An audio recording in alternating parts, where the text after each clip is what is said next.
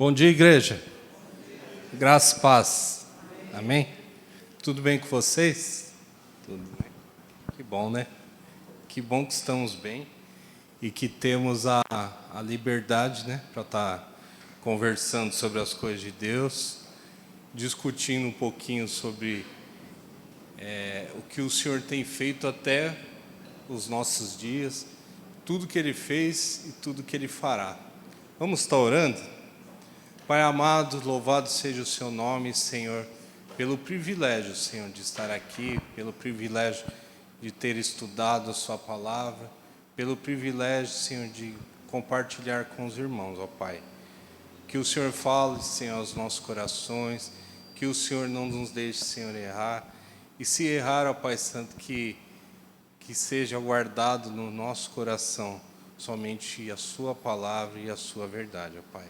Instrui-nos, Senhor, dirige-nos, é o que eu te peço, no nome de Jesus. Amém, Senhor. Muito bem, eu queria ler o texto de Apocalipse 5, de 7 a 10.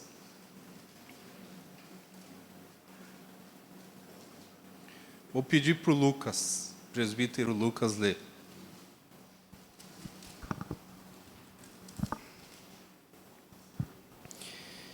Veio, pois, e tomou o livro da mão direita daquele que estava sentado no trono, e quando tomou o livro, os 4 seres viventes e os 24 anciões prostraram-se diante do Cordeiro, tendo cada um deles uma harpa e taças de ouro cheias de incenso, que são as orações dos santos. E entoavam um novo cântico, dizendo: Digno és de tomar o livro e de abrir-lhe os selos, porque fostes morto, e com o teu sangue compraste para Deus os que procedem de toda tribo, língua, povo e nação. E para o nosso Deus os constituíste reino e sacerdotes, e reinarão sobre a terra. Muito bem, então nós estamos aqui, quando a gente lê esse texto, nós estamos no final de toda a história, né? Nós temos a história que é dividida em 4 partes, né? Criação, queda, redenção e consumação. Então, quando a gente lê Apocalipse, nós estamos vendo sobre o quê? Nós estamos vendo sobre a vitória do Senhor sobre todas as coisas. Nós estamos vendo que o Senhor, todo o trabalho que Ele fez, agora Ele está colhendo. Só que para chegar até aí, nós temos todo o quê? Um crescimento da palavra de Deus. E é isso que nós vamos ver hoje. Nós vamos compreender, tentar, né, pelo menos nesse tempo, compreender como é que chegou até aqui, por que chegou até aqui a palavra. Imagine só, a Bíblia foi escrita em mais ou menos durante 1500, 1600 anos, por mais de 40 autores. E não tinha o quê? Não tinha e-mail, não tinha WhatsApp, né? Não tinha computador.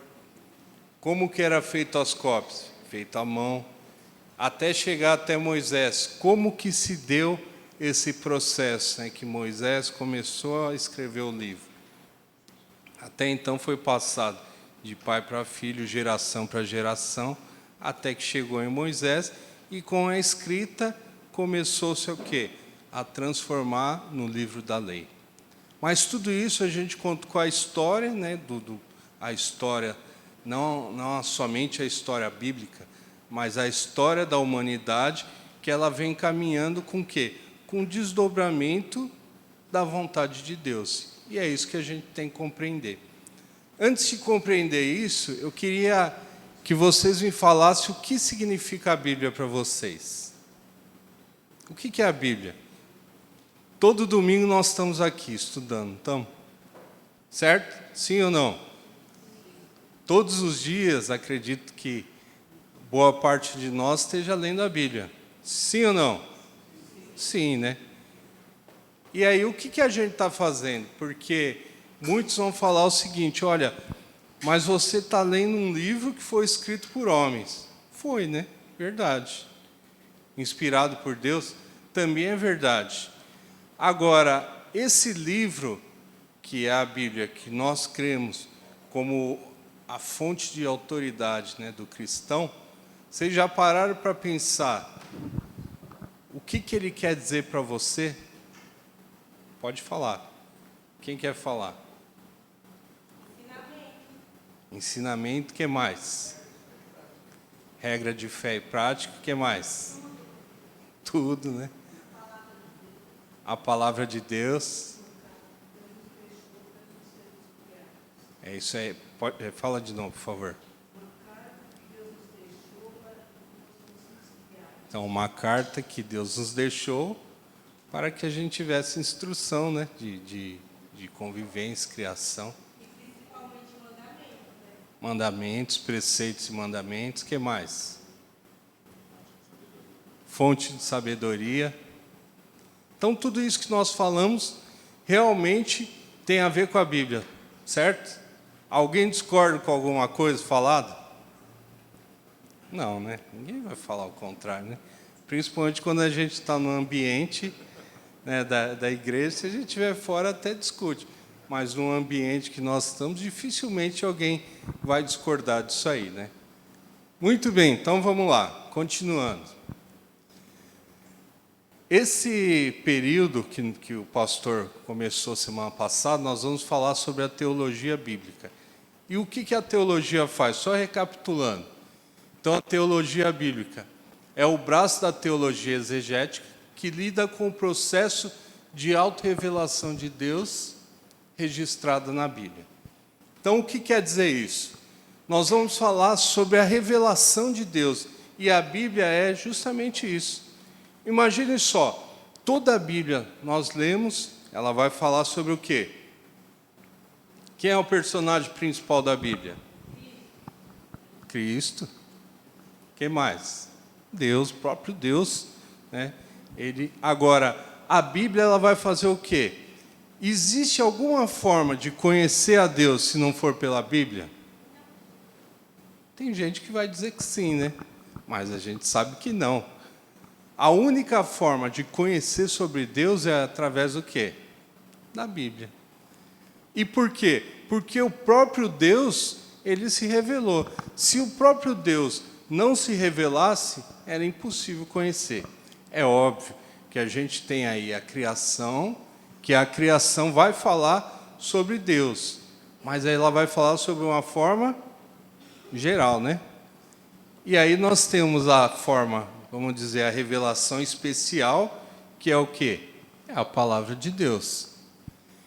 Daí nós temos aqui um outro teólogo, Van Groningen, que ele fala o seguinte: o assunto da teologia bíblica é o processo da revelação divina, né, conforme o anterior falou. De fato, a teologia bíblica, como disciplina, se endereça particularmente e especificamente à história da revelação, porquanto executa no curso do tempo de Adão a Malaquias e desde a anunciação do nascimento até o último escrito inspirado do apóstolo João, que é o Apocalipse. Então, a teologia bíblica ela vai tratar sobre, logicamente, a história bíblica.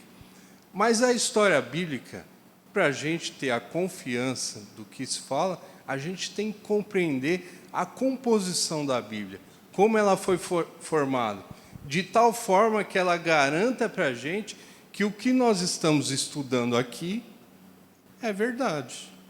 Por quê? Porque ao longo do tempo, nós vamos ver que alguns hereges tentaram mudar a Bíblia. Nós vemos que uma teologia crítica, né, ela vai falar muito, por incrível que pareça, contra o que a palavra está escrita. Vocês já viram algum cientista falar que é contra a ciência? Não. Mas, por incrível que pareça, existem teólogos, professores de teologia que não acreditam em Deus. Por que será, né? E quando ela pega a Bíblia, ele vai falar o seguinte, ó, não, esse livro de Isaías não foi escrito por ele, não. Foi por ele e mais um ou outro. Seria 3 Isaías, né? Escrevendo Isaías. Ou ele chega, um herege falou o seguinte: tudo que foi escrito por judeus você esquece, que os judeus mataram Cristo, né? Então é o seguinte, ó, Os evangelhos, a gente aproveita o evangelho de Lucas, que não foi escrito por um judeu, e a gente pega algumas cartas de Paulo e aí a gente muda um pouquinho a Bíblia.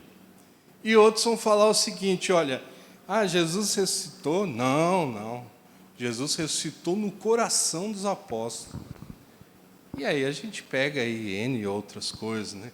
Na época de Constantino, nós vamos ver lá que teve uma discussão para saber que ele não conseguia compreender que Jesus poderia ser Deus e homem ao mesmo tempo. Então, assim, tudo isso são coisas que passa pela igreja, na igreja como um todo, e tenta enganar o povo.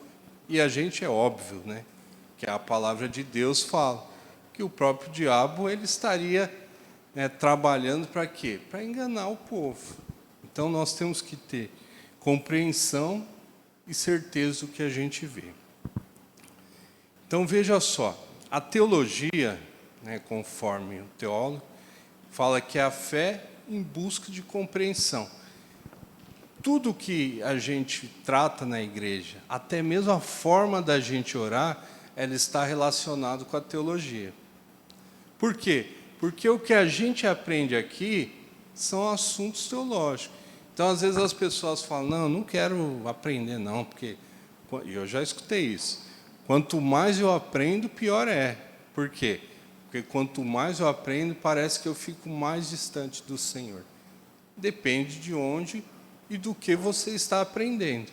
Porque isso, dependendo do aprendizado, ele vai distanciar. Se você pegar uma teologia liberal, com certeza ela vai. Tem até um relato do pastor Nicodemos, que ele fala, quando ele fazia aí o doutorado dele, ele quase, por pouco, ele não saiu dos caminhos. Por quê? Porque existe uma teologia de pessoas piedosas, né, pessoas extremamente conhecedoras da palavra, que desvia completamente o caminho.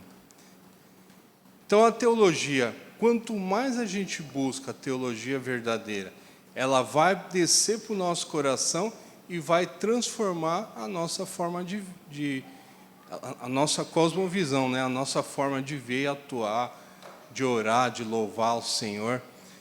O presbítero Lucas, ele falou que, acho que o vizinho do pastor, né? Que falou o seguinte, em outras palavras, eu tenho um Deus e eu acredito nele, você tem o seu Deus e acredita nele, e você tem o direito assim como eu tenho direito. Porém, não se trata do Deus do William e o meu Deus, se trata de um único Deus. A Bíblia ela não pode ser pautada no que eu interpreto, mas ela tem que ser pautada no que ela fala para todos nós. Então, essa Bíblia que a gente lê e busca compreensão é o que trata os nossos corações e deve dirigir a nossa vida. Então, veja só, como é que a Bíblia chegou até os nossos dias? Pensa só, a Bíblia não foi escrita para brasileiro do século 21, certo? Ela não foi. Ela foi escrita, lógico, que por um povo, num determinado momento, baseado na cultura e necessidade deste povo, porém, como a Bíblia ela tem assim um aspecto orgânico, progressivo, ela vai falando com todos os povos, todas as pessoas no decorrer do tempo. Então, ela vai tratando, a palavra de Deus, ela vai mudando os nossos corações. Mas assim, pensa só, começou a ser escrita lá por Moisés. E aí Moisés, o Senhor dá ordem para guardar onde? Guardar na arca.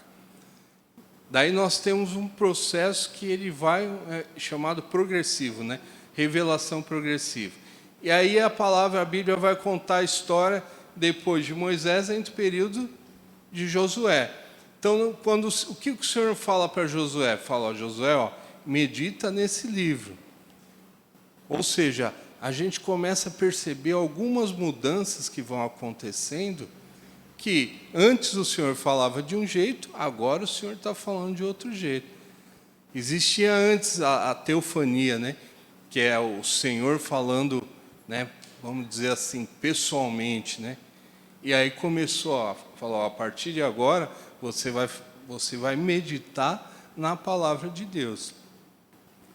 E aí nós vamos ver que passa Josué, daí entra os juízes, e aí vai começar os profetas, e entra num processo que a revelação é feita por quê? Por profetas.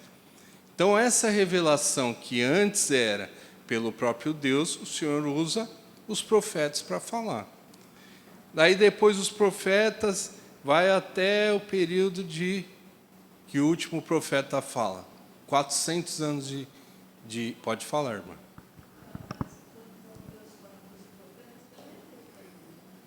Às vezes sim, às vezes não, né? Deus disse, né, para falar para o povo, Jeremias, Deus disse. É Não que teofania? a teofania, assim, é mais... É uma... Por exemplo, quando o Senhor aparece lá na sarça ardente, você entendeu? Então, é a presença dele. Quando vai lá os 3 homens e fala com Abraão. Então, você vê a presença mesmo do Deus. Lógico que a gente vai ver em outros pontos, né, em outras partes da Bíblia. Por exemplo, quando aparece o capitão lá com Josué, né, um anjo lá. Então, a gente vai ver que existem as aparições, né, mas depois isso vai mudando.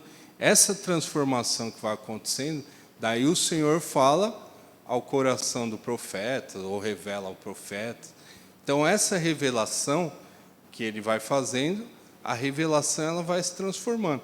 Por isso que Hebreus fala, ó, antes o Senhor falava, né, de um jeito, agora o Senhor fala por quem? Pelo Filho dele. Você compreendeu? Deu para entender? Muito bem. Então, essa revelação, depois que fecha esse cânon, até passou-se aí mais ou menos 1.600 anos, fecha o cânon em Apocalipse. E aí, fechando esse cânon, nós vamos ver que tem 2.000 anos para chegar até nós, a palavra de Deus. Pega a história e veja só quanta coisa aconteceu. Quantas guerras, quantas confusões, né? Quantos desajustes na humanidade, né? E incêndios e isso e aquilo. E o Senhor preservou a palavra dele até chegar aos nossos dias. E como ele preservou a palavra dele, ele tem o zelo pelo que ele fez e o que ele falou. E esse zelo que ele tem é para quê? Para que chegasse aqui, ó, nesse dia, e a gente estivesse ouvindo a palavra de Deus e tendo certeza de que o que está aqui é a plena verdade.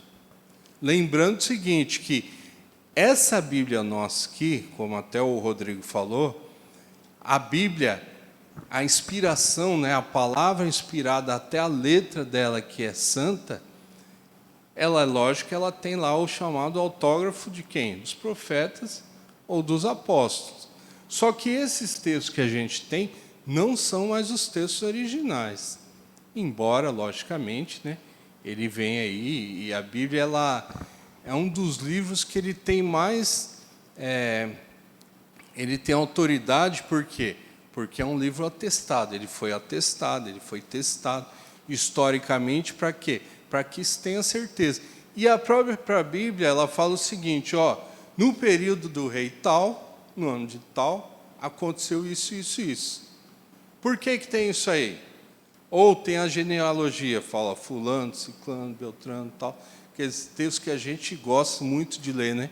Que a gente pergunta, por que é que Deus colocou a genealogia na Bíblia? Por quê, né? Ninguém nunca vai chegar na Bíblia e falar, ó, agora nós vamos ler um texto, e começa lá e só lê a genealogia e nada mais. Por quê? Justamente para atestar a veracidade que tinha, de onde veio, por que veio, como se falasse assim, ó, vai lá na história e você vai comprovar. Tem até uma briga que falava aí dos hititas, né, que fala, não, esse povo nunca existiu, né, a Bíblia está inventando. E aí, há pouco tempo, descobriram que os arqueólogos acharam aí evidências da cultura hitita e que foi um grande povo. Então a gente vê que a Bíblia, ela é atestada, ela é comprovada historicamente e ela demonstra que é o quê? Tudo que ela fala é verdade. Porém, ela fala de todas as coisas? Não. Por que não? Porque não é o papel dela. Ela é um livro histórico, mas ela não tem a necessidade do quê? De contar a história. Não é para contar, ela conta uma história com um viés teológico, ok? Então, assim, você vai ver história, daí você vai falar, mas essa história, né, é aproximada, não é assim. Então, mas o papel da Bíblia não é contar a história, não é um livro de história. É uma história com a finalidade teológica, ok? Muito bem, então voltando aqui, ó. Então a gente tem aqui sobre a teologia bíblica, né?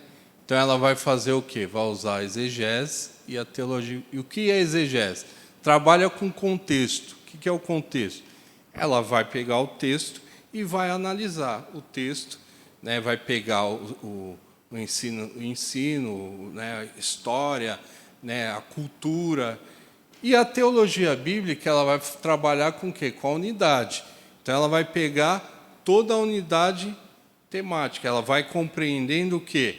Por exemplo, o que Cristo revela no Gênesis, né? Aliás, o que o Gênesis revela de Cristo, o que o Êxodo revela de Cristo. Ela vai avaliando dessa forma, historicamente. Ok? Então, ó, existe o quê? Uma ordem lógica. Uma ordem lógica pela qual nós devemos abordar a Escritura. É lógico, né? A gente lê a Bíblia, às vezes desordenadamente, e a gente quer que a Bíblia fale o quê? Eu estou com um problema naquele momento, eu quero que a Bíblia dê a resposta, né? Troco ou não troco de trabalho? Vamos lá na Bíblia, né? Faço ou não faço isso, né? E aí, já pensou? Eu tenho uma dúvida, né? Vai lá e vê que Judas se matou. Daí eu abro outro texto, vai você e faço o mesmo. Você vai falar, Deus está falando comigo que eu tenho que matar. Então a Bíblia não é dessa forma que a gente avalia, né? A gente avalia o quê? De uma forma como um escrito, que ela vai trazer o quê? Vai trazer a salvação, o plano de Deus, a revelação de Deus, e continuamente, constantemente, Ele vai transformando a gente. Qual é o papel de Cristo? O papel de Cristo é o quê? Como nós vimos. Existe o quê? Por que Cristo tinha que ser homem e tinha que ser Deus? Vocês acham que era possível um homem, se não fosse Deus, aguentar tudo que Cristo aguentou? Pensa na gente, nós somos homens, nós temos pensamento. Oi? Ele aguentou o sofrimento como homem para pagar o quê? Para pagar a conta do homem. Mas era necessário o quê? Por quê? Por quê? Tinha que ser santo. Então, ele tinha que ser santo. A gente vê que sempre tem o quê? Tem que ter o aspecto de Deus e o homem. Nós vamos ver que Cristo, embora ele tenha se despido, né, do ser de Deus, mas ele aparece aí alguns pontos que ele era Deus. Então, quando Deus, o Pai, entrou com Adão, ele sabia que Adão ia pifar. Sabia? Adão não era Deus, né? Sem dúvida. Muito bem, então vamos lá. Olha só que legal, principalmente o pessoal que fez o curso de pregação. Para a gente chegar numa pregação, no ensino, seja o que for, nós precisamos passar por esses 4 pontos. Olha que interessante. Fácil, né? O pastor está aqui pregando 45 minutos e a gente fala, rapaz, 45 minutos pregando é muito tempo, né? É pouco para quem fala e muito para quem está sentado, né? Agora imagine só, saber que ele passou aqui, pela regra hermenêutica, ele tem que entender o contexto, tem que contextualizar também, porque ele tem que compreender o texto e compreender de que forma ele pode contextualizar também. Ele vai fazer exegese, que é o quê? Ele vai extrair o significado. O que significa, por exemplo, uma parábola do filho pródigo para a gente, ou do samaritano. Passa pela teologia bíblica, que é o quê? É justamente esse aspecto histórico que tem que compreender. E os sistemas, por exemplo, cristologia. O que a cristologia envolve em cada texto que a gente lê? Qual o papel de Cristo, onde fala de Cristo? E aí sim a gente consegue aplicar tudo isso a uma pregação, né? Fácil, fácil, fácil, fácil, né? E às vezes a gente vê que, e assim, é óbvio que Deus pode tratar a história como Ele sempre tratou. Ele pode usar, por exemplo, John Bunyan não era pastor, não era teólogo. Ele era um funileiro, não funileiro de carro, né? Ele fazia bures e tal. E ele, por incrível que pareça, era um teólogo formado. Então o Senhor usa do jeito que Ele quer. Mas o que é normativo?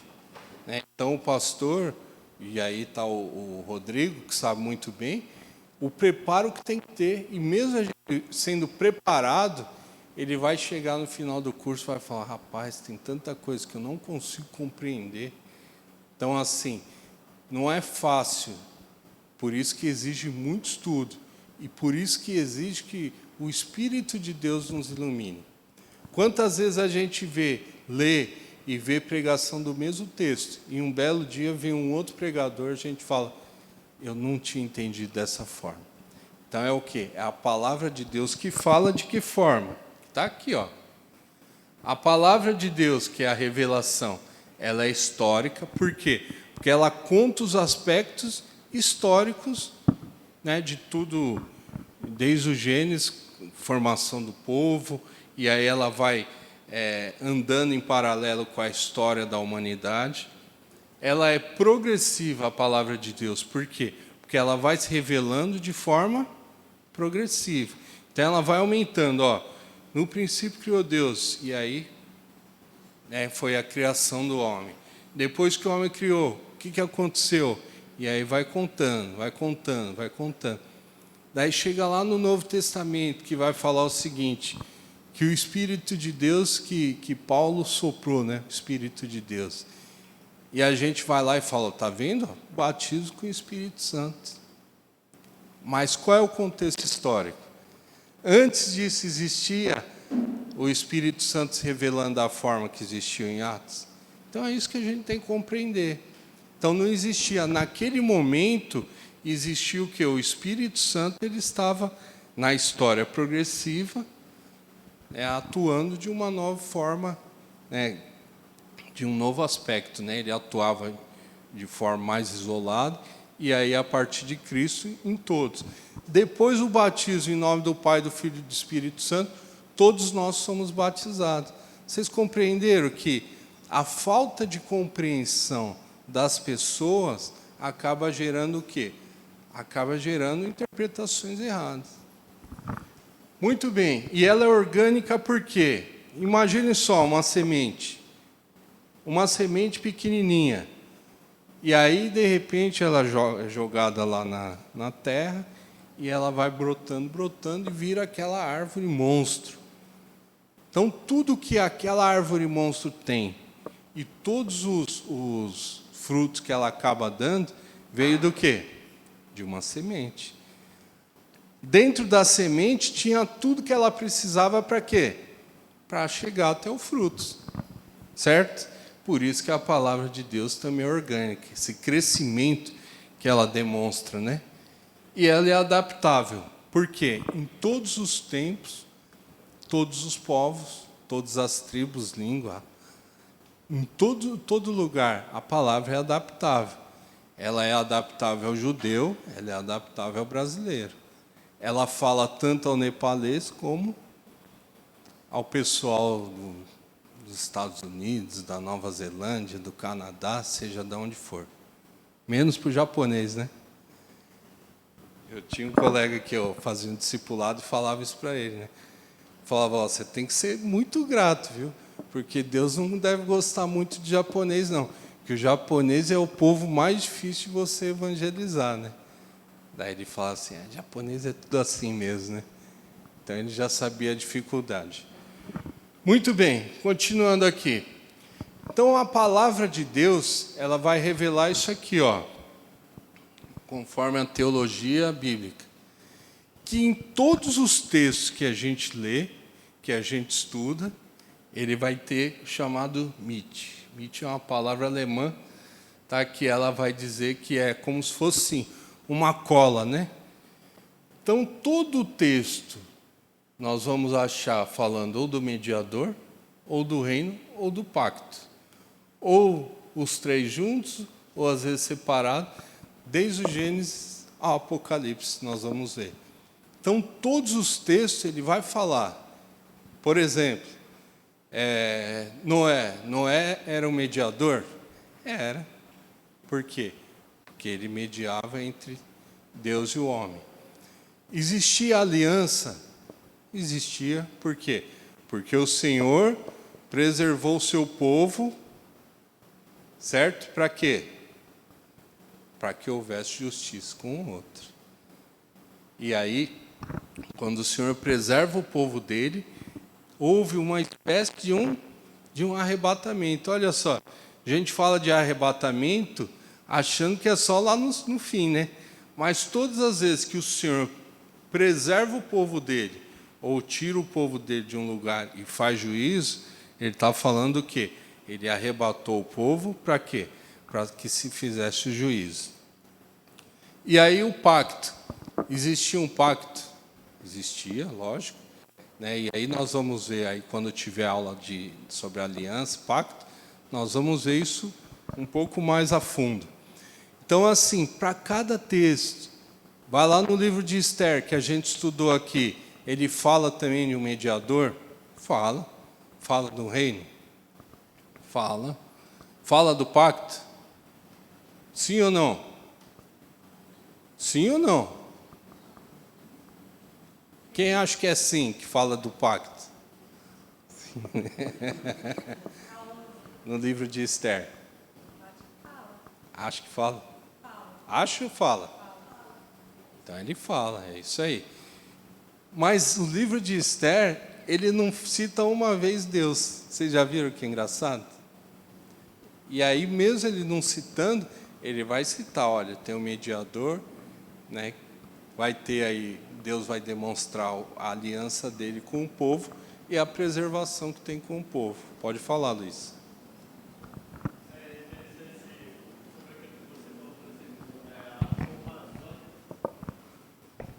É interessante, no bloco anterior, quando você falou as comparações, por exemplo, porque está descrito a genealogia de Cristo.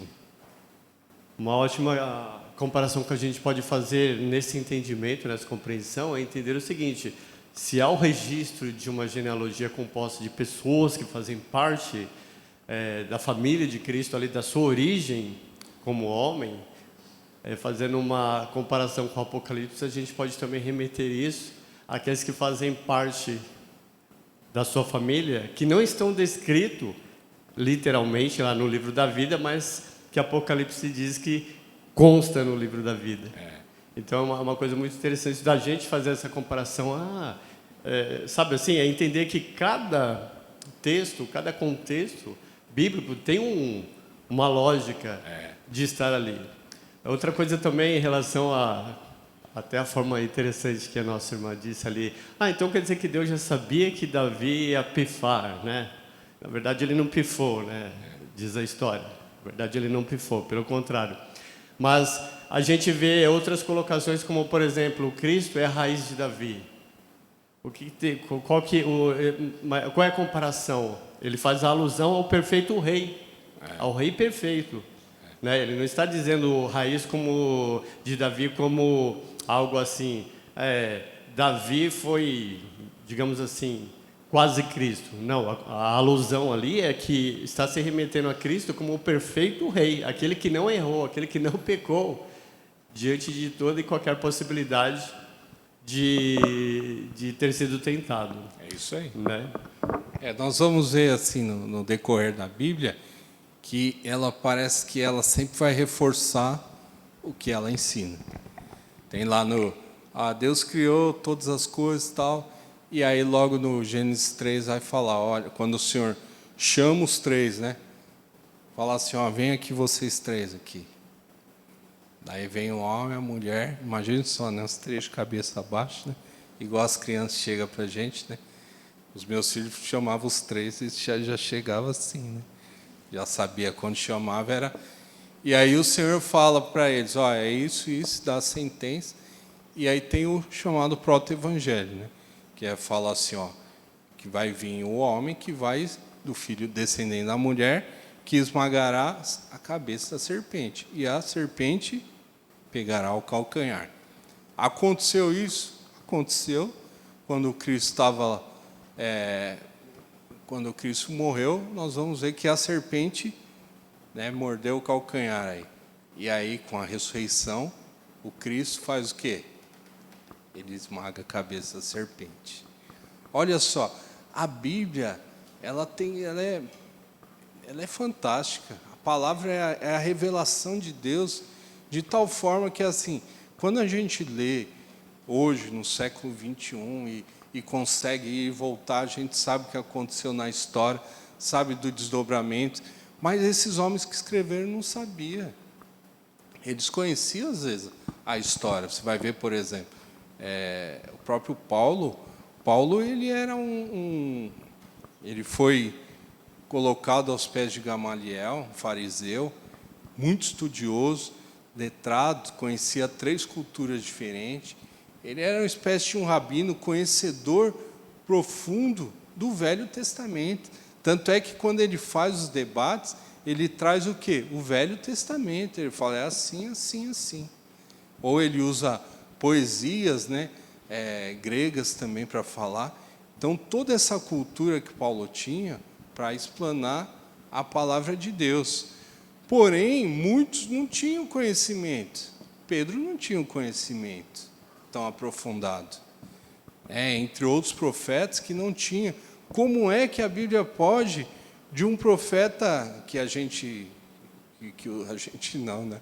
Que os teólogos colocam como profetas menores, eles, não menor no sentido de falar, né? Mas no escrito, como que ele pode falar uma coisa que casa lá com Gênesis? Pensa nisso. Pois é, se não for o que o Senhor Deus coloca e a inspiração dele, é impossível que esses homens conversassem. Quem aqui já fez trabalho acadêmico sabe. Quem fez aí um TCC, uma dissertação, uma tese de mestrado, pega 1 ano depois que você fez, lê de novo, você ia revisar. A Bíblia não teve revisão. A Bíblia não é igual ao Windows, né, que já está nos 14, 20. Não, a Bíblia ainda é a versão 1.0. Por quê? Lógico que a gente está falando que não está falando de traduções, né? Porque às vezes vocês vão falar, mas tem várias traduções. Óbvio que tem, né? Porque tem língua que é criada e acaba todo dia. Mas a essência da palavra de Deus, ela continua. Pensa o quão difícil seria pegar 40 pessoas em 1.600 anos para que elas convergissem para falar a mesma coisa e nada mudar. Impossível disso. Por mãos humanas, pelo intelecto humano, isso não aconteceria. Então, precisa do quê? Do Espírito Santo falando. Então, veja só, como que era a formação da Bíblia, do Velho Testamento. Então, a gente tem aqui, deixa eu vir para cá, porque meu óculos está falhando aqui. A Bíblia hebraica, ela tinha o quê? Uma disposição, uma forma, né, de demonstrar e um propósito. Então, ela era composta de 24 livros. A lei e, inicialmente, os profetas. Ok?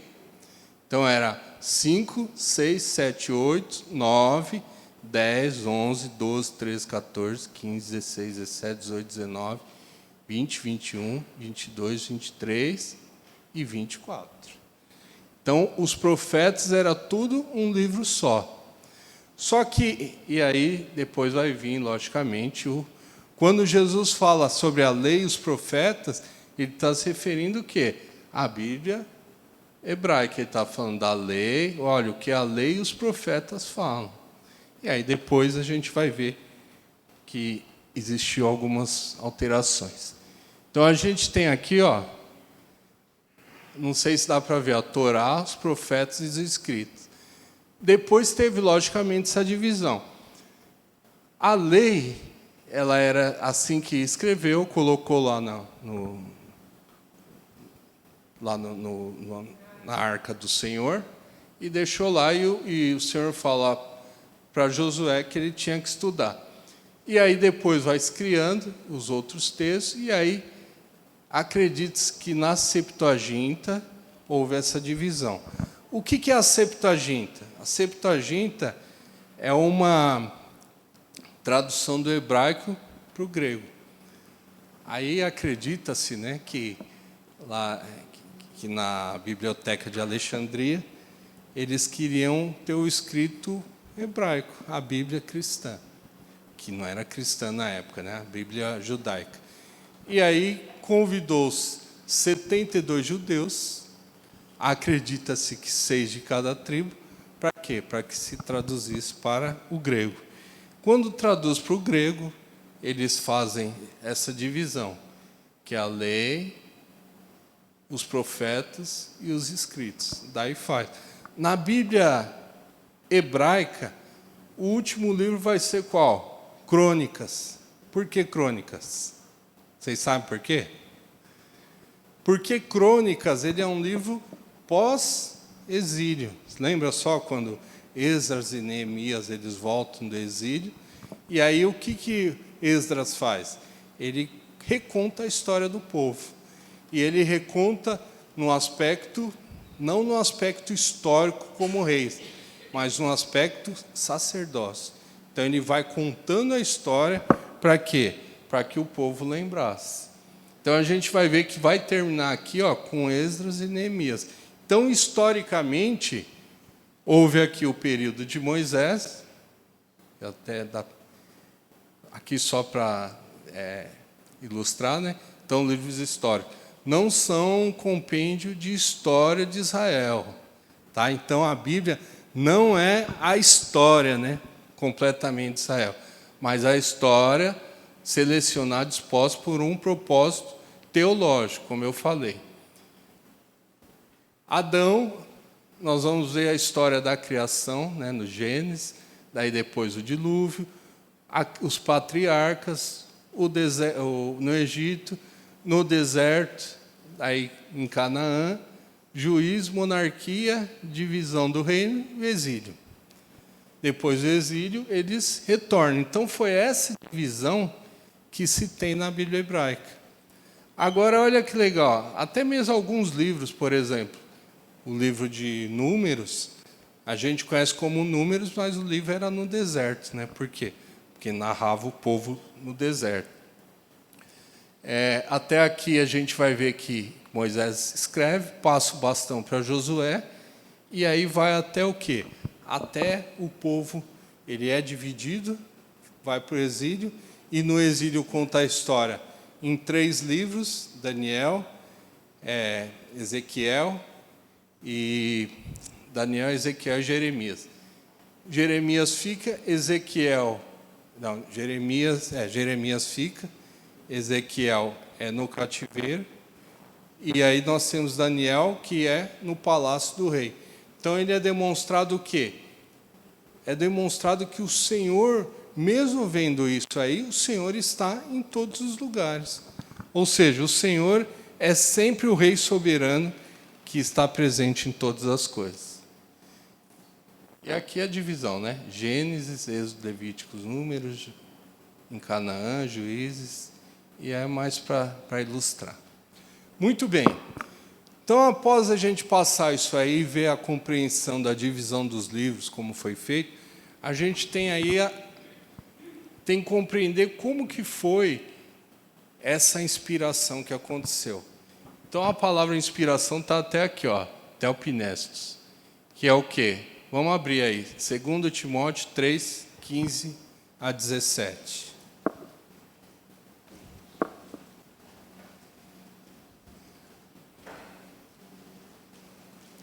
Segundo Timóteo 3, 15 a 17. Rapaz, está grande essa letra. É, aqui tá assim, ó, frente ao óculos. Tô assim já. Pode ler? 3, 15 a 17. E que desde a infância sabes as sagradas letras que podem tornar-te sábio, para a salvação pela fé em Cristo Jesus. Toda a Escritura é inspirada por Deus e útil para o ensino, para a repreensão, para a correção, para a educação na justiça, a fim de que o homem de Deus seja perfeito e perfeitamente habilitado para toda boa obra. Isso aí. Então a gente tem o quê? O que é inspiração? A inspiração, né, conforme o termo Telfinestos, ela diz o quê? Que a inspiração é como se o Senhor estivesse respirando. O Senhor respirando, né, o Espírito Santo respirando dentro do homem, enquanto ele vai escrevendo. Ele não está psicografando, né? Ou seja, não é aquele cara que ele está escrevendo lá, o Espírito falando e ele copiando. Não, o Senhor usa a característica de cada autor para escrever a palavra dele. Tanto é que você sabe diferenciar o escrito de Paulo, de Pedro, de João. Cada um tem a sua característica na escrita, ok? Embora a inspiração fosse do Senhor. Então, a inspiração diz respeito à Escritura e não aos autores. Então, às vezes, os autores, conforme a palavra de Deus, eles são pessoas normais, que o Senhor usa para quê? Usou para ele esclarecer. Hoje existe a revelação? Não existe. Por quê? Nós estamos falando de revelação que foi fechado no Apocalipse. Hoje tem o que os teólogos falam, somos iluminados a falar referente a quê? A respeito da palavra de Deus, ok?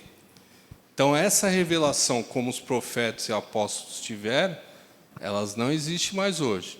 Então, os autores foram movidos pelo Espírito Santo para produzir o quê? A Escritura inspirada. Então, se a inspiração for negada, então nós não temos o que falar, né? Se ela for negada, a gente pode ir embora, esquece, fecha a igreja. Por quê? Porque se a inspiração não existir, tudo que estiver na Bíblia não serve para nada, ok? Bom, a Bíblia é considerada um livro tanto divino quanto humano, e a Bíblia, logicamente, é infalível, inerrante e autoritativa. Tá? Tudo que tem aqui, se estiver uma falha, toda a Bíblia é invalidada. Pode falar, Rodrigo. Vê lá o que você vai falar, hein? Não, eu vou só corroborar com a ideia. É importante a gente pensar no quanto que essa doutrina de que a revelação cessou no sentido de escritura, de revelação mesmo, isso influencia, por exemplo, o nosso tempo. Seitas, igrejas que se desviaram, elas têm uma continuação de revelação. Se a gente pensar no Adventismo, eles têm uma revelação posterior e igual, né, de Ellen White. Se a gente pensar na Igreja Católica Romana, eles acreditam que a revelação não cessou. Eles acreditam que a revelação continua por meio da Igreja, por meio do Papa, da tradição da Igreja. Então, a revelação continua. Sempre que a gente vê alguém, alguma igreja, algum lugar falando que tem revelação, é seita. A gente vê esses tem muito nos Estados Unidos, né, documentário de uma seita que uma pessoa chegou, falou que recebeu uma revelação e aí, sei lá, ia acabar o mundo, aí todo mundo se mata, essas coisas doidas assim. Sempre eles acreditam na continuidade da revelação. Então, é importante a gente entender isso como a revelação, nesse sentido, cessou. Deus, a inspiração do que Deus quis, Ele já deu, já foi inspirado, já foi revelado. E se a gente não tem ciência disso, a gente cai pode cair, né, nessas nessas seitas, porque eles falam que existe revelação ainda, né? A falta de... É aí que está, né? A falta de compreensão, ela vai trazer o engano. Pode falar, Luiz.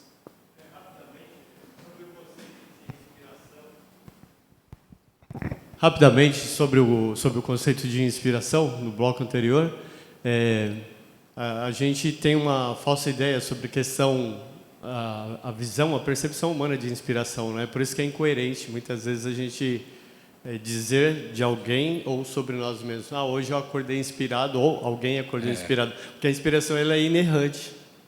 E nos dá a ideia da inspiração de Deus, que quando homens escrevem a palavra de Deus, eles estão sendo plenamente supervisionados pelo Espírito Santo no que eles estão escrevendo. É uma ação psicomotora, é uma questão mecânica, mas é uma supervisão vinda dos altos céus.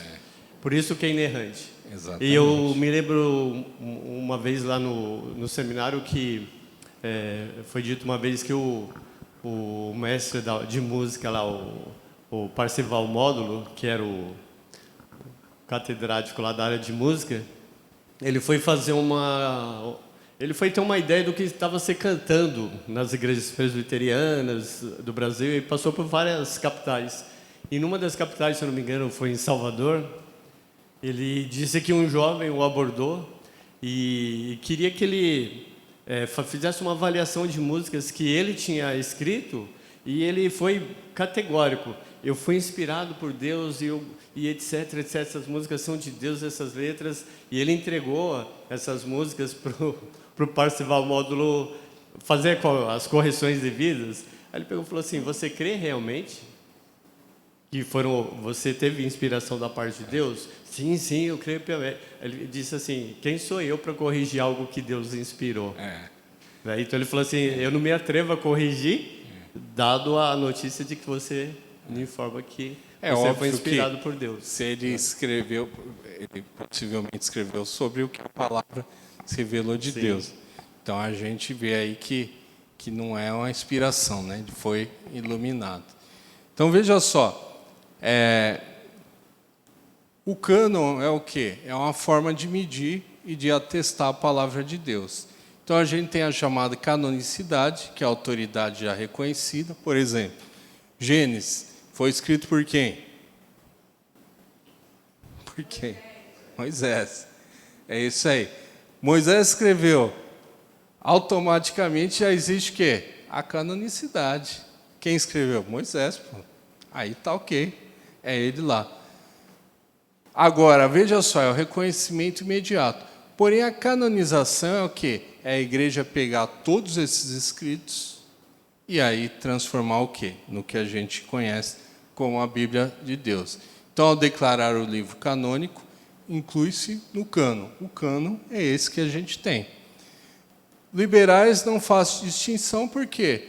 Porque, na verdade, ele nem acredita nem que a Bíblia foi inspirada, ele acredita que a Bíblia, o contexto, é um contexto muito bom, né, que tem que ser levado em consideração como uma fé de prática, né, diária, mas ele não acredita que foram homens inspirados por Deus que escreveram.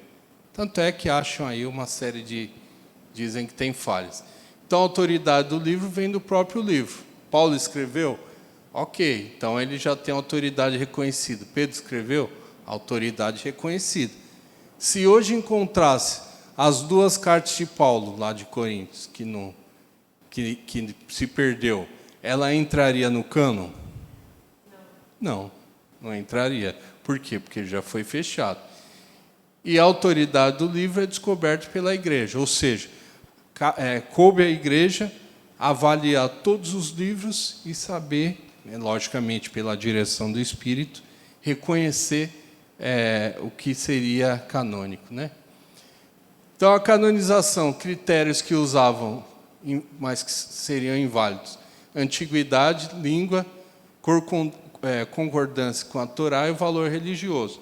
E o que é válido? Seu caráter autoritativo, né, como palavra, a inspiração, né, o que ele falava, de quem ele falava, a autoria do profeta ou apóstolo, ou próximo ao profeta, próximo ao apóstolo, visto que Marcos e Lucas não eram apóstolos. Confiabilidade, produzir resultado transformador e sua aceitação na igreja. Então, ainda no processo, 3 etapas, né? A inspiração, o reconhecimento, quem escreveu, quando escreveu, ligado a quem escreveu, e a preservação dos escritos reconhecidos. Aí a divisão que a gente já falou, né? Lei dos profetas, escritos. E aqui nós temos o seguinte, para que era no Antigo Testamento? Para usar como memorial e testemunhar contra o povo, que foi o que o Senhor acaba falando para o povo, né? Fala que a lei deveria ser lida, para quê? Para usar como memorial do que aconteceu e servir também de testemunha. Por isso que a Bíblia causa tanto problema no mundo. Teve uma época aí, principalmente da monarquia, né, na Inglaterra, que foi proibida a Bíblia. Por que foi proibida? Porque o rei sabia que se você desse capacidade da população avaliar e ter uma crítica, iria julgar quem? O próprio rei. Então, olha só, porque a Bíblia vai fazer isso. A partir do momento que a igreja de Cristo conhece a Bíblia vai avaliar a gente e avaliar as pessoas. Logicamente, vai ter o quê? Uma análise crítica maior. Por isso que a Bíblia foi proibida. E depois, além de proibido, foi alterada, né? Para quê? Para atender interesses da rainha da Inglaterra. O reconhecimento da lei do Senhor, os preceitos, né? O reconhecimento dos profetas, e com o encerramento da sucessão profética, se conclui o cânon. Então, o último profeta, Malaquias, se conclui o quê? Fecha-se o cânon do Antigo Testamento. Então, a gente vê aqui as análises que ocorreram. Então, essas 4 palavras aqui, que não são fáceis, né? Homologômena, pseudoepígrafo, antilegômena e apócrifo. Então, homologômena, até embaraço tudo, né, falando. Então, esses aqui são escritos aceitos por todos. Tinha alguns livros que nós vamos ver que ele dá uma certa distorção. Mas, em geral, ninguém ia reclamar sobre a autoria e sobre o que falava. Já pseudoepígrafos são escritos falsos. Então, a gente tem, em qual momento entra escritos falsos? Então, a gente tem momentos que muitos queriam falar, né, e colocar aí os seus pontos de vista. Então, tem alguns como Livro de Jubileu, Epístola de Aristéias, Livro de Adão e Eva, Martírio de Isaías, o Livro de Enoque. O Livro de Enoque, ele é citado também, por incrível que pareça, no Livro de Judas. E aí, tanto é que depois a gente vai ver que a dificuldade de incorporar Judas no cânon foi isso aí. Porque ele falou, mas está citando um livro aqui que é pseudepígrafo.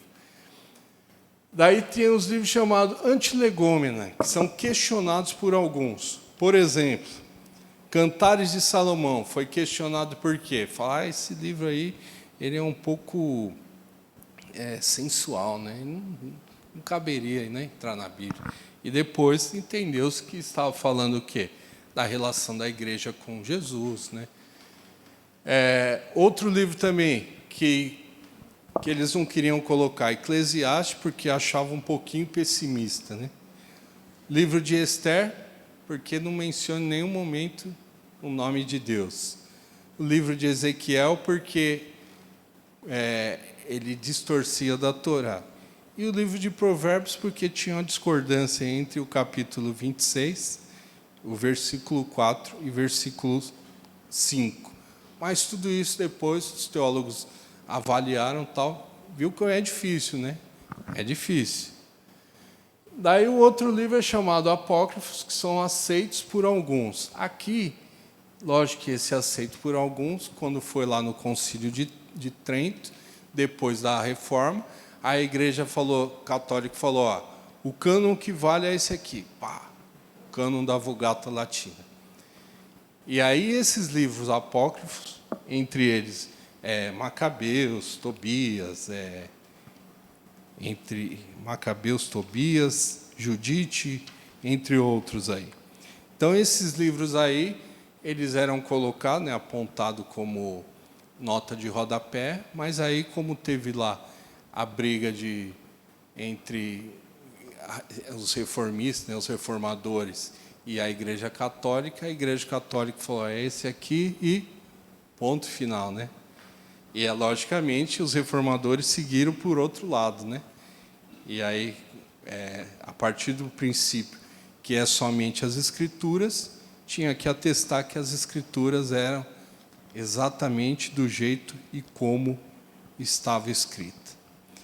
Muito bem, então esse aí é o Velho Testamento, o Antigo Testamento. Já o Novo Testamento, a gente tem a formação aqui, que é a consciência também, profética, reconhecimento nas igrejas, ou seja, lia publicamente. Nós vamos ver que Paulo recomendava que lesse, né?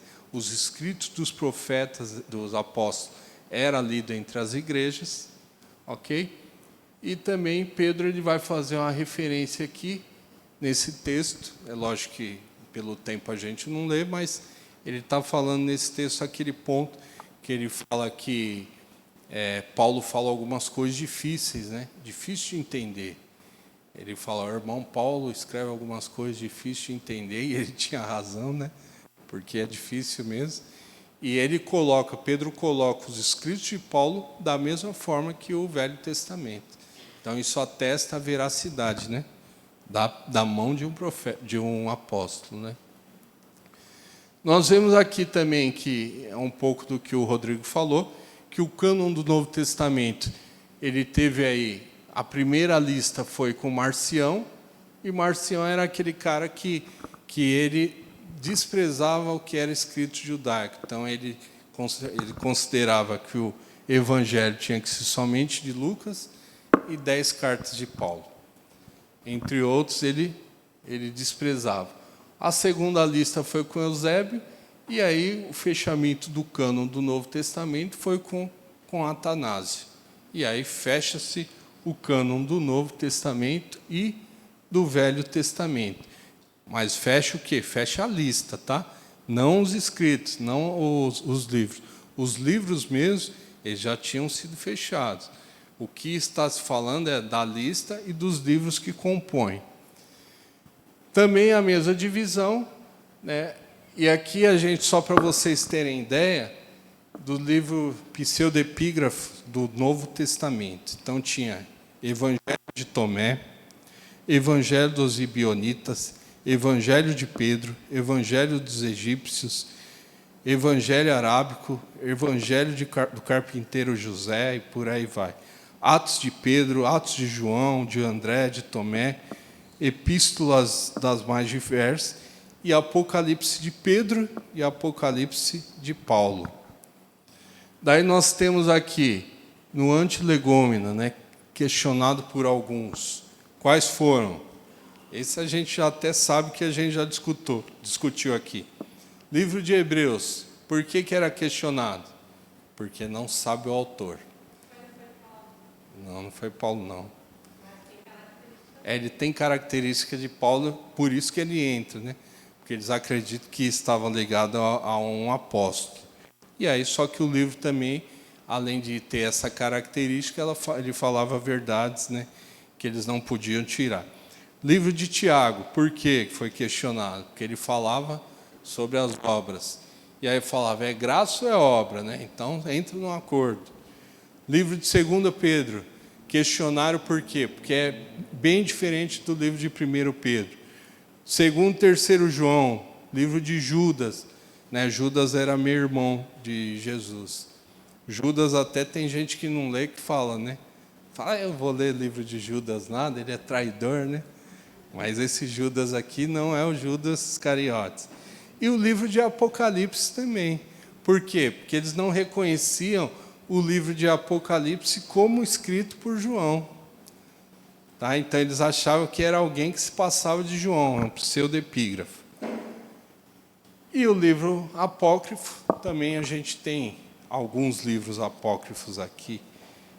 por exemplo, Epístola de Barnabé, Epístola aos Coríntios, o pastor de Hermas, esse pastor de Hermas aqui, dizem que ele quase entrou no cano, quase, ó, passou, tirou tinta da trave. E aí ele também foi considerado apócrifo. Então é isso aí, existe toda essa confusão que a gente sabe que é o quê? É o próprio mal, o próprio diabo que tenta tirar o quê? Tirar o homem da compreensão da palavra de Deus. Pode falar, Rodrigo. Orsênio, a gente ouve, isso é um tema é um assunto muito técnico, né? E a gente ouve essas questões, e a gente ouve principalmente quando se fala assim essa discussão assim, o católico romano e o reformado, o protestante, né? Então, o católico fala que o protestante foi lá e mexeu na Bíblia e tirou o livro de lá. Mas a ideia é que assim, acho que simplificando, desde o Antigo Testamento tem vários critérios que se usavam para ver, né? Você falou alguns. E, por exemplo, um deles, que era muito tranquilo, muito simples, era de que os livros inspirados, eles eram separados. Lá em Reis e em Crônicas, tem algumas citações que eles falando dos livros que estavam lá separados no templo. Então, eles já vinham reconhecendo isso e separando esses livros. Quando a gente passa o Antigo Testamento, a gente vê os judeus históricos ali do primeiro século, que eles já usavam o mesmo cânon do Antigo Testamento que a gente usa hoje. Eles não tinham esses apócrifos. Então, se você pegar esses primeiros, os pais ali, né, do primeiro século, eles usavam o mesmo cânon que a gente tem hoje. E aí, por que a Igreja Católica tem essa controvérsia, né? Ela, principalmente lá na tradução da Vulgata, foi traduzido outros livros que eram históricos, tinham, por exemplo, Macabeus. É um livro histórico que conta a história ali, que é importante no sentido histórico para se entender tudo o que está acontecendo. E aí foram livros traduzidos, não como Bíblia, mas como um livro histórico daquela região, daquele momento, daquele povo. E esses livros eles foram traduzidos ali por Jerônimo juntos, mas não tidos como Bíblia. Até que chegou em Lutero, na Reforma, e aí, em Trento, eles falam assim, eles pegam a Bíblia e falam, esses livros fazem parte da Bíblia. As pessoas hoje em dia, elas falam, sempre fez, mas não sempre fez. Ali na Reforma, no Concílio de Trento, é que eles realmente incluem. E então Lutero não tirou nada. Até a época de Lutero, o reconhecido era só aqueles livros. E em Trento eles acrescentam oficialmente, eles falam, isso faz parte. E não só isso, tem vários critérios, por exemplo, de coerência. Livros que são incoerentes. Aí você pega um livro apócrifo lá que fala para não orar para os mortos, sobre os mortos. E aí vários outros livros bíblicos que falam contra. Então não é um livro coerente com o todo.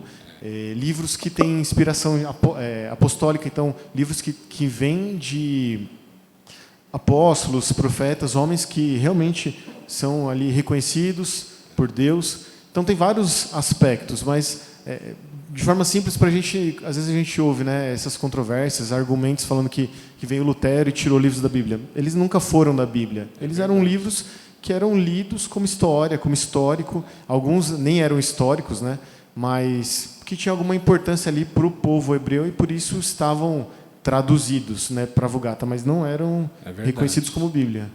É verdade. Então, veja só, qual a importância, né, da gente compreender bem a Bíblia? Toda a nossa base de fé ela está na Bíblia. Essa disciplina que a gente vai tratar, né, sobre esse curso, sobre teologia bíblica, a fonte dela é a Bíblia. E muitas vezes vão chegar para a gente e falar, eu não acredito nisso, não, isso é escrito por homens. Não é assim. Não foi assim, é impossível que o homem, por melhor que fosse, escrevesse um livro tão bem amarrado. É impossível.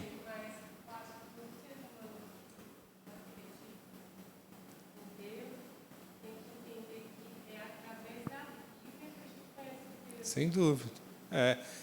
Por quê? Porque ela é a única revelação. Você não tem como falar o seguinte, Senhor, vem aqui, nós vamos colocar o Senhor no microscópio e entender um pouco mais sobre o Senhor. Mesmo a Bíblia falando de Deus, ela não atesta Deus. Ela não vai colocar no microscópio e falar, ó, o Senhor é feito assim, assim. Não é assim que funciona. Então, o que a gente tem que compreender é livro sistemático, que é a Bíblia, que apresenta de forma linear, lógica e coerente as verdades sobre Deus e o homem.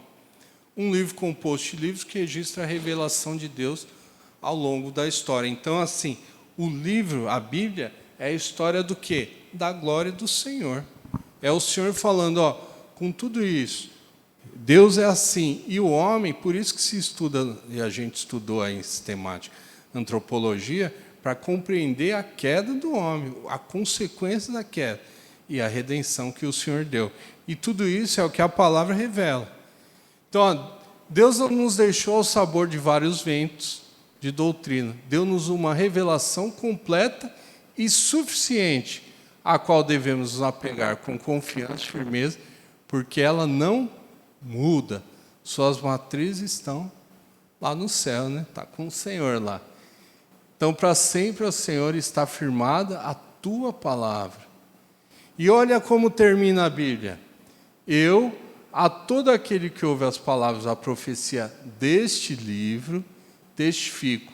Se alguém lhe fizer qualquer acréscimo, Deus lhe acrescentará os flagelos escritos neste livro.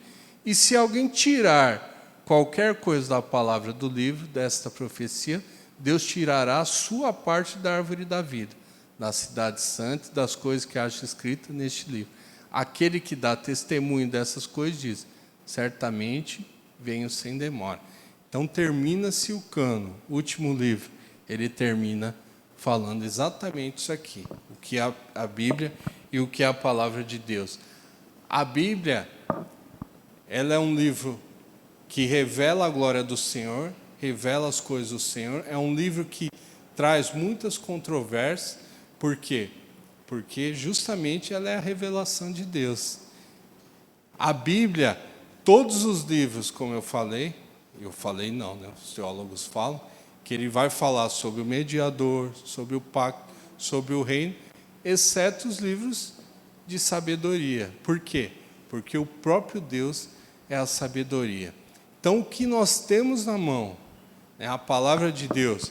Preferencialmente, né, é bom a gente pegar traduções que tem vários autores, né, porque um auxilia o outro. Nós temos a plena convicção que é a palavra de Deus revelada e que é a regra de fé que Ele tem para as nossas vidas. Que cada vez que alguém falar assim, ó, livro escrito por homens, não tema em defender. Sabe por quê? Porque as pessoas nem sabem o que está falando. E possivelmente ela nunca leu nenhum capítulo da Bíblia. Porque se a pessoa ler, ela vai entender que existe uma relação. Ele pode não acreditar, mas existe uma relação. Mas uma vez, João Calvino falou o seguinte, ele falou assim, olha, em outras palavras, né, que ele falava de forma bem mais difícil, né? Daí ele falou assim, não adianta você ficar discutindo com quem não acredita, porque evidências de que a Bíblia é verdadeira tem uma série, né? Existe aí a história, né? Os arqueólogos comprovam que a Bíblia é verdadeira. Mas no frigir dos ovos é o quê? É o Espírito Santo que vai esclarecer o coração dele. E é verdade, né? A gente acredita na palavra de Deus, tem gente, teólogo, que se diz teólogo e não acredita em Deus, ele estuda como um compêndio histórico, como um escrito, mas não como palavra de Deus. Por quê? Porque o Espírito Santo não trouxe luz ao coração dele. A Bíblia ela tem o Velho, o Novo, ela tem 2000 anos, foi escrita. Ela terminou o cânon do Novo, terminou até o final do século I, né? Até o ano 100. Vamos orar? Pai amado, Deus de poder, Deus de toda honra, Deus de toda glória. Sabemos, Senhor, que a sua palavra é difícil de compreender muitas vezes. Sabemos, Senhor, que contamos, Senhor, com esclarecimentos de homens iluminados, Senhor, que fala, Senhor, nos púlpitos, Senhor, que nos prega, que nos ensina, ó Pai. Contamos também com o Teu Espírito Santo direcionando, Senhor, e nos iluminando para entender os seus textos, ó Pai Santo, e a sua revelação. Traga ao nosso coração o direcionamento do Teu Espírito, Senhor. Fala, Senhor, conosco, nos dirige, Senhor, e faça que a cada dia, Senhor, possamos guardar a Tua palavra no nosso coração, para não pecar contra o Senhor. É o que eu te peço no nome de Jesus, ó Pai. Amém, Senhor.